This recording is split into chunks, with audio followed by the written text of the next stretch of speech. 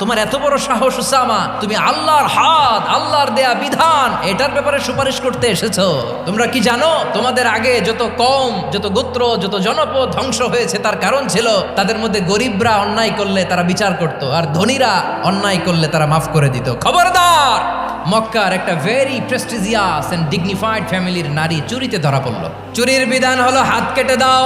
সাহাবারা চিন্তায় পড়ে গেলেন। আল্লাহর নবীর সামনে দাঁড়িয়ে আল্লাহর দেয়া বিধান থামিয়ে দেওয়া, মাফ করে দেওয়া, এই কথা বিশ্বনবীর সামনে বলার সাহস তো কেউ রাখে না। কেউ কেউ বলল, উসামারে পাঠাও। তরুণ সাহাবী বিশ্বনবীর কাছে গেলেন, যে বললেন, এবারের জন্য কি এই মহিলাটারে মাফ করে দিলে হয় না?